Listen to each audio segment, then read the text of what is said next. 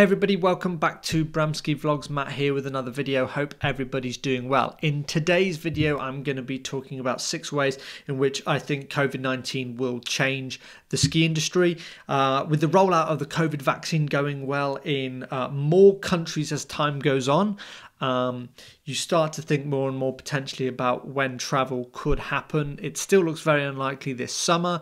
A lot of variants taking place all over the world, but potentially autumn moving into next year is very, very likely autumn, winter, which of course then gets you thinking about skiing. So that's why I'm doing this video today. Now, just before I jump into that, just want to remind you guys that the promo code to get free access to this year's National Snow Show at the NEC in Birmingham in October, that promo code expires at the end of July. So it's Bramski that you use as the promo code to get your free tickets on the National Snow Show website. Go check that out. I did a video on that last week, so I'll put that link here or there for you guys to check out to get a bit more info on that. But okay, let's dive into 6 ways in which I think COVID-19 will change the ski industry.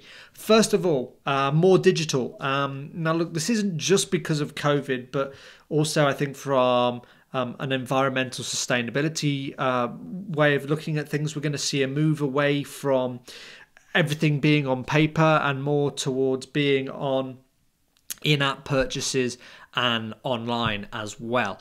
Having worked for a big tour operator, you know, one of the key mechanisms of being able to inform and help customers whilst on holiday was an app that they had on phones with a lot of information on it, and there was a lot of capability then to be able to install in-app purchases. And I think that's the way a lot of companies, these big tour operators, are going to be heading, to minimize contact. And this is going to affect things such as your lift passes, your equipment, your tuition, all these type of things, which in times past you'd be carrying around bits of paper and vouchers and losing them always, and then you're running after the rep to get them to help. They're looking to do away with all of that, and I think you're going to see more of all these things being bought with codes or vouchers installed digitally on your phones.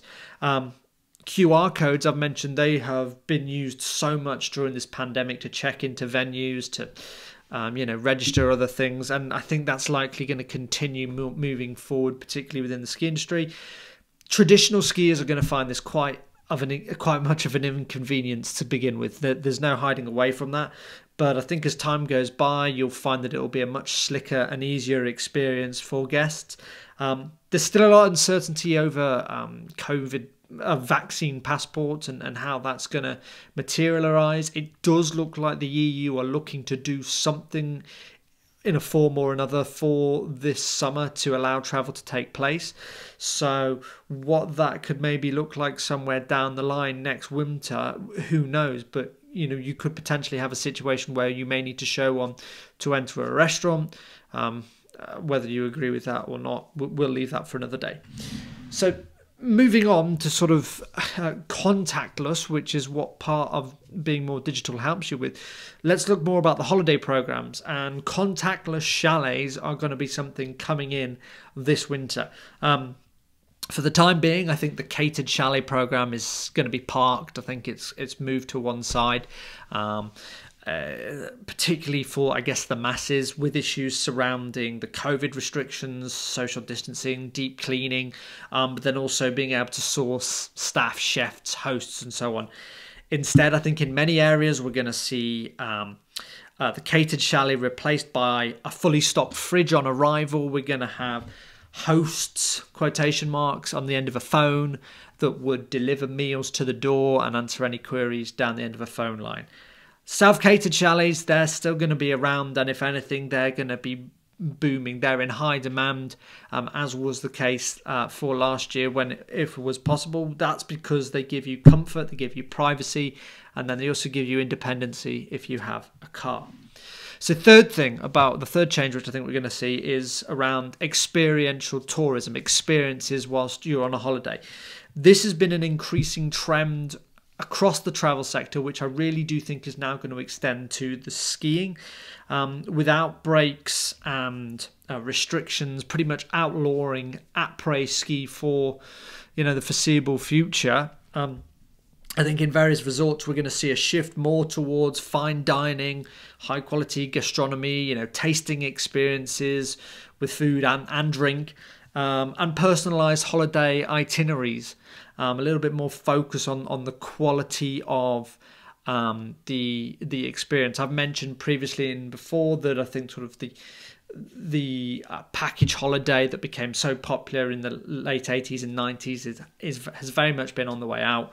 But this could really affect party towns, which I know is quite a worry for many. There's many that spring to mind. Everybody knows them if you're in the ski sector. But as we've seen with Ischgl, they're going to not really have much choice but to adapt to be able to survive and attract customers moving forward. So my fourth thing is that we're going to see an increase in travelling to the mountains via train and also via car. The ski industry is actively trying to tackle the climate change issue. It does have a lot of problems that it causes itself by its actions and the trends within that. They're trying to improve them with things such as improved sustainability, reforestation, amongst other changes. Now, travel is one of the biggest, if not, I think, the biggest one that has suffered the most as a sector because of the pandemic. We've had red lists, travel corridors, flight bans, and various testing requirements at airports that have led to pictures and reports of mile-long queues at check-in with 10-hour wait times, which is a massive deterrence, naturally, understandably. And so, we're going to see more people, I think, using alternative methods. And research did actually show in the run-up to the most recent winter here in Europe that customers were increasingly looking to take the train and the car if travel was going to be allowed to go on holiday in the Alps this last winter. It didn't materialise. Eurotunnel and Eurostar have suffered just like the airline industry during the pandemic. But I think when travel can open up safely, it may find that they need to put on more cars, more trains to meet the I guess the demand to be able to get out there in a safe way. So the fifth thing, a hike in prices to begin with. That's what I think needs to be emphasised, because a lot of people have just sort of sweepingly stated that travel in the short and medium term now is only going to be for the rich. To an extent, they've been right so far. I think you see a lot of all these influencers and rich people who, flying out on private jets to Dubai and the Maldives and all these other things. Like, I think that's always going to be the case. But I guess for sort of people like you and me, initially, we're going to get there and we will find that holidays will be expensive. Companies will be naturally looking to recoup the money that they have lost during this time in the last 12 months. And also with the increase in demand for holiday, which we know is there, you're going to have prices raised. But many EU countries have supported their travel sector far better financially than the UK has. And also many businesses have had to reduce their costs anyway.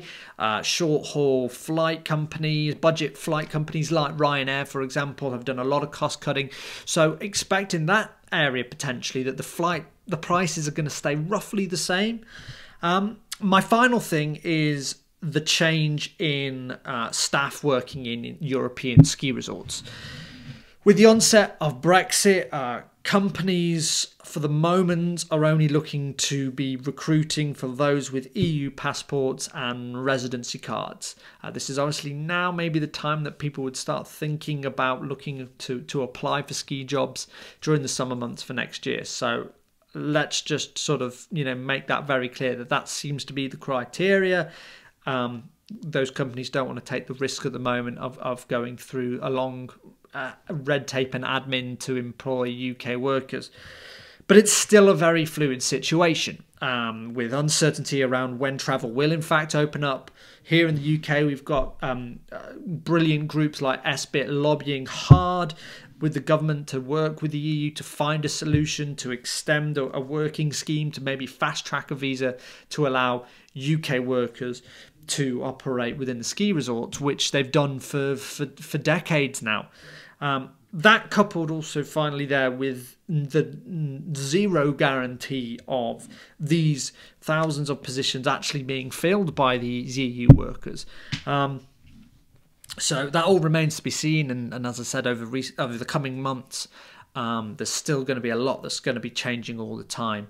I hope by September we know more about what's going to happen in the staffing sector for the ski resorts and more.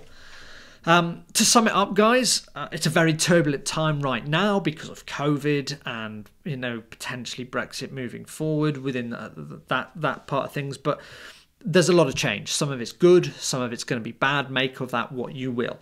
The whole travel industry has suffered, and it's going to take, you know, at least 4 to 5 years, I think, for it to recover. But during which we're going to see new shifts, new inventions of technology, of general customer trends. But a lot of them, I think, are just being sped up because of Brexit and COVID. I think a lot of them have been happening for a long time anyway.